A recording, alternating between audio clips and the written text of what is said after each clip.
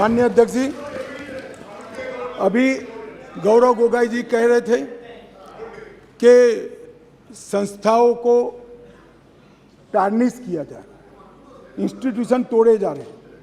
मैं आपके माध्यम से उनको कहना चाहता हूं, इंदिरा गांधी जी प्रधानमंत्री थी, सुप्रीम कोर्ट के सबसे सीनियर जज हंसराज खन्ना को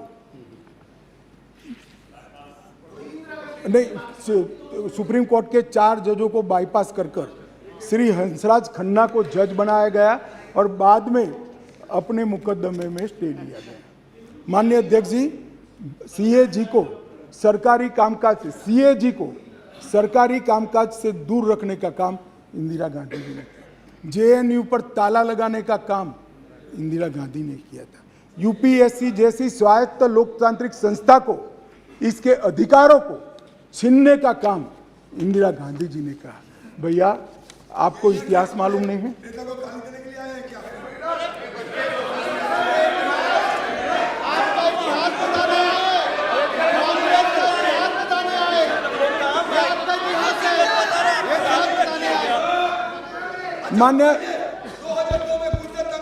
मान्यवर, मुझे मालूम है शांति की अपील तक नहीं बैठेंगे, क्योंकि उनको शांति नहीं करना है। ये भी वॉकआउट कर जाएंगे, देख रहे, ये वॉकआउट कर जाएंगे। सुप्रिया सुले जी ने कहा कि हमने सरकार गिरा दी। सुप्रिया जी, सबसे पहली सरकार महाराष्ट्र में किसी ने गिराई तो श्रीमान शरद पवार जी ने गिराई थी, और वसंत दादा पाटिल की सरकार गिराकर भारतीय जनसंघ का समर्थन लेकर वो मुख्यमंत्री बने। भारतीय जनसंघ का, भारतीय जनता पार्टी भी नहीं। मान्यवर,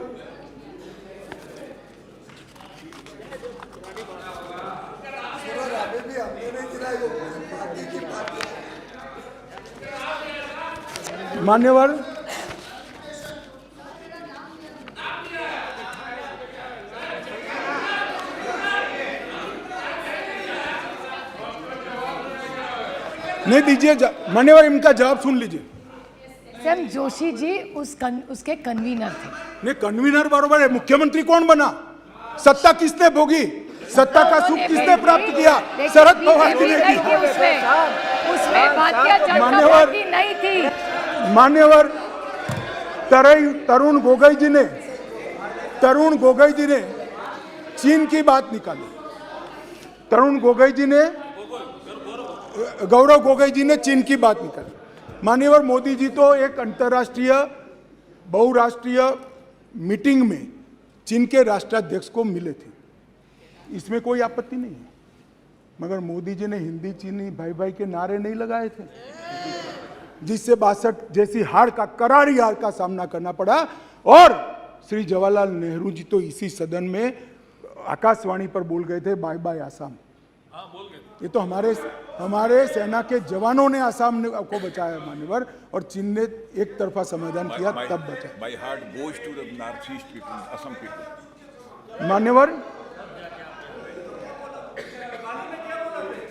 मान्यवर, 2008 में बीजिंग के ग्रेट हॉल ऑफ पीपुल में चीनी राष्ट्रपति उपराष्ट्रपति शी जिनपिंग की साथ में समझौता हस्ताक्षर किसने किया था?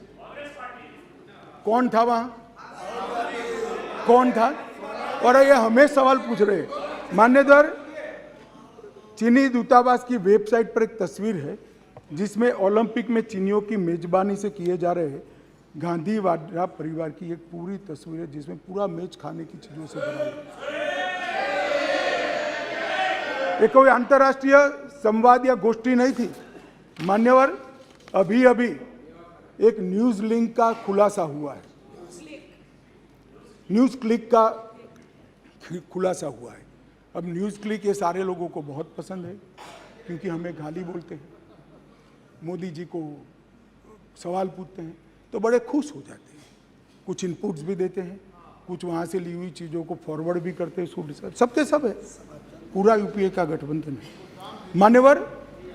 परंतु ये न्यूज क्लिक किसके पैसों से चलता है? चीनी एजेंसी के पैसों से चलता है। और मान्यवर, ये हमें सवाल पूछे। मान्यवर, अभी भाई एक मिनट, अभी उनको अपने गठबंधन का नाम बदलना पड़ा। अच्छा नाम था यूपीए, 10 साल सत्ता में भी रह लिए थे, क्या प्रॉब्लम था भाई, नाम क्यों बदला? आप लोगों को मैं बताना चाहता हूं, देश की जनता को सदन के माध्यम से जाना, इतने सारे घोटाले टोटल लगाया तो 12 लाख करोड़ के बाद मैंने टोटल छोड़ दिया। 12 लाख करोड़ के घपले घोटाले भ्रष्टाचार यूपीए के नाम पर चढ़े हैं, कैसे जाए बाजार में? अब जो कंपनी दिवालिया हो जाती है या साख खराब हो जाती है इसकी, तो वो नाम बदल दे, बोर्ड बदल दे, इन्होंने भी नाम बदल दिया।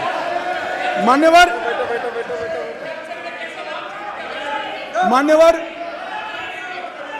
बोफोर्स, एक मिनट भाई, बोफोर्स घोटाला किसने किया? यूपीए ने किया। 2G स्पेक्ट्रम किसने किया? यूपीए ने। सत्यम घोटाला किसने किया? यूपीए।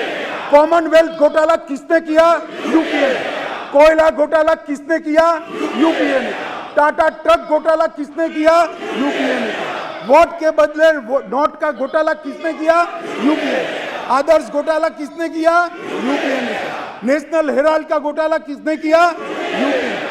वाड्रा का डीएलएफ घोटाला किसने किया? यूपीए ने। चारा घोटाला किसने किया? खाद्य सुरक्षा बिल का घोटाला किसने किया? गाजियाबाद प्रोविडेंट फंड घोटाला किसने किया? हर्षद मेहता शेयर बाजार का घोटाला किसने किया?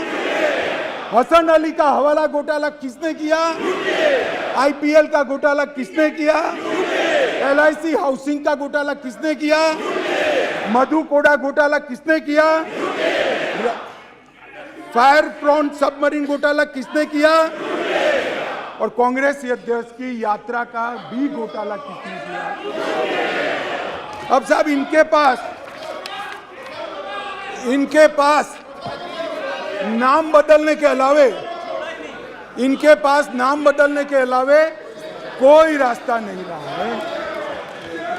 मैं आपको बताता हूं, हमें कोई नाम बदलने की जरूरत नहीं है कि 9 साल में और अटल जी के 6 साल में हमने कोई ऐसा काम नहीं किया जिससे सर झुकाना चाह पड़े, सीना तान कर मैदान में जाएंगे। मान्यवर, एनडीए ने स्थिरता दी, 10 साल तक स्थिरता दी है। 30 साल से कांग्रेस ने 30 साल तक कोई सरकारों को चलने नहीं दिया। चंद्रशेखर जी को सबसे पहले, चरण सिंह जी को समर्थन दिया, सरकार, फिर चंद्रशेखर को समर्थन दिया, सरकार, देवगौड़ा को समर्थन दिया, सरकार। इनकी फितरत मान्यवर अस्थिरता है। मोदी जी ने, एनडीए ने, भाजपा ने देश को स्थिर शासन दिया है, इसलिए देश विकास कर रहा है। मान्यवर, मोदी जी ने आजादी के अमृत महोत्सव में देश के बच्चे में मान्यवर देशभक्ति का संस्कार सिंचित करने का काम। मान्यवर, आजादी के अमृत महोत्सव के वर्ष में मोदी जी ने देश के एक एक जन के मन में देश के प्रति सम्मान और सुनहरे भविष्य की आशा को निर्मित करने का काम। मान्यवर, शताब्दी के लक्ष्य तय किए हैं मोदी जी ने, शताब्दी के लक्ष्य तय किए हैं, और आजादी का अमृत महोत्सव समाप्त होते ही 15 अगस्त को अमृत काल सभा शुरू होगा। 25 वर्ष के अंदर हर क्षेत्र में भारत को विश्व में नंबर 1 बनाने का लक्ष्य मिलते हैं। और मैं इनको कहना चाहता हूं, आपको अविश्वास है, जनता को विश्वास है। इसलिए आजादी के अमृत महोत्सव के वर्ष में भी अगर आप जनता के बीच में जनता के मुद्दों को लेकर नहीं जाएंगे, ऐसे गलत मुद्दे लेकर जाएंगे, तो वहीं बैठना पड़ेगा, आपको कितना भी बुरा लगे। मान्यवर, मैं आज इस सदन के अविश्वास की प्रस्ताव की चर्चा के माध्यम से देश की जनता को करबद्ध विनती करना चाहता हूं कि देश को आगे ले जाना है। भारत को ऐसे मोड़ में लाकर मोदी जी ने खड़ा किया है, इसको कोई रोक नहीं सकता। आज़ादी के अमृत वर्ष में हम सब ने शताब्दी में भारत कैसा होगा इसका संकल्प लिया है। संकल्प को सिद्धि में परिवर्तित करने के ये 25 साल है। एक 5 साल मोदी को दे दीजिए, आने वाले दिनों में भारत विश्व के सब क्षेत्रों में एक नंबर का देश बनेगा। अंत में मान्यवर मैं फिर से मणिपुर में दोनों जूथों को, दोनों कम्युनिटी को करबद्ध निवेदन करना चाहता हूं कि कृपया हिंसा छोड़ दीजिए, भारत सरकार के साथ चर्चा में आइए, अकेले चर्चा करते ही इसकी जगह साथ चर्चा करिए, रास्ता निकालिए और फिर से हम खुशहाल मणिपुर जल्द से जल्द बनाइए, यही मेरी अभ्यर्थना है।